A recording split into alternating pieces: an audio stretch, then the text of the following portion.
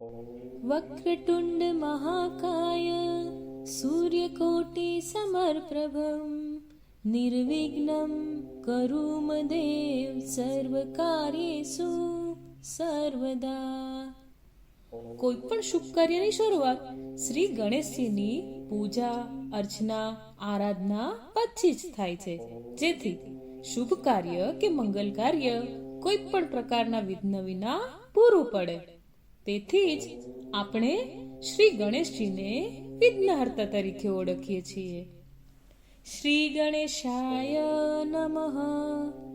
ભાદરવા માસના શુક્લ પક્ષની ચતુર્થી એટલે ગણપતિ ચોથ, જેને આપણે ગણેશ ચતુર્થી તરીકે પણ ઓળખીએ છીએ.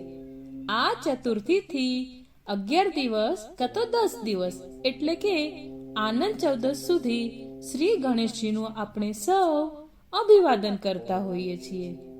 ભગવાન ગણેશના જન્મોત્સવના રૂપમાં આ તહેવારને ધૂમધામથી ઉજવવામાં આવે છે.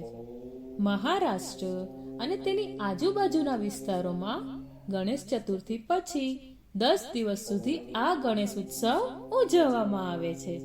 ભક્ત આ દરમિયાન પોતપોતાના ઘરમાં ભગવાન ગણેશની પ્રતિમા સ્થાપિત કરે છે અને ભક્તિભાવથી 10 દિવસ સુધી વિઘ્નહર્તા શ્રી ગણેશની પૂજા કરે છે. ગણેશ ઉત્સવના અંતિમ દિવસે મતલબ કે અનંત ચતુર્થીના દિવસે ગણપતિની પ્રતિમાનું વિસર્જન કરવામાં આવે છે. આ વખતે ગણેશ ચતુર્થી 27 ઓગસ્ટના રોજ છે. આ ચતુર્થી આખા વર્ષ દરમિયાનની ચતુર્થીમાં સૌથી મહત્વપૂર્ણ માનવામાં આવે છે. આ દિવસે ભગવાન ગણેશની પૂજા કરવાથી ઘરમાં સુખ અને સમૃદ્ધિ આવે છે. માન્યતા મુજબ આ દિવસે વ્રત કરવાથી ભગવાન ગણેશ ભક્તોની બધી જ મનોકામના પૂરી કરે છે. શિવ પુરાણમાં એક કથા છે કે એકવાર માતા પાર્વતી સ્નાન કરવા જઈ રહી હતી. એ સમયે તેમણે પોતાના મહેલમાંથી એક બાળક ઉત્પન્ન કર્યું અને ઘરનો પહેરેદાર બનાવ્યો. એ બાળકને કહ્યું કે મારા આવતા પહેલા કોઈ ઘરમાં પ્રવેશ ન કરે. થોડી વાર પછી શિવજી જ્યારે ઘરમાં પ્રવેશ કરવા માંગ્યા તો બાળકે તેમને રોકી લીધા, જેનાથી શિવજી ક્રોધિત થઈ ગયા અને બાળક સાથે ભયંકર યુદ્ધ થયું. પણ સંગ્રામમાં તેને કોઈ પરાજિત ન કરી શક્યું. તેથી ભગવાન શંકરે ગુસ્સામાં આવીને ત્રિશૂલથી એ બાળકનું માથું ધડથી અલગ કરી દીધું. જ્યારે માતા પાર્વતીએ આવીને જોયું તો તેઓ ક્રોધિત થઈ ગયા અને તેણે પ્રલય કરવાનું નક્કી કર્યું.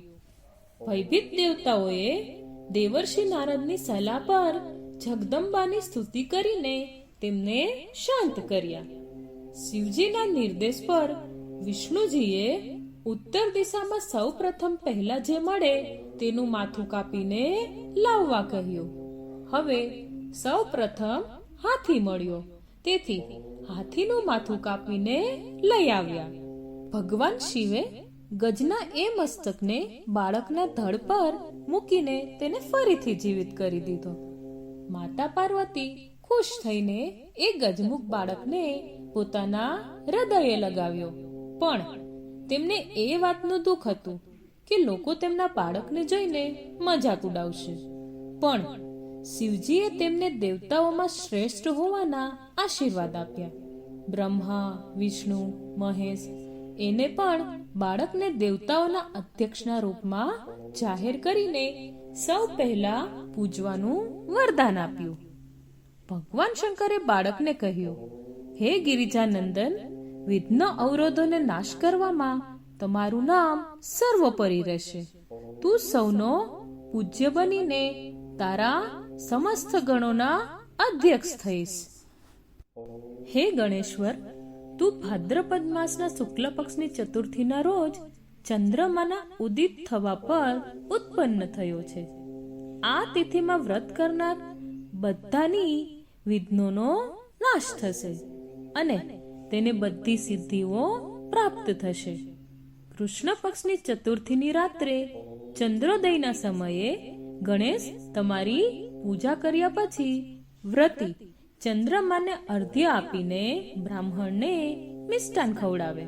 ત્યારબાદ ખુદ પણ ગળ્યું ભોજન કરે.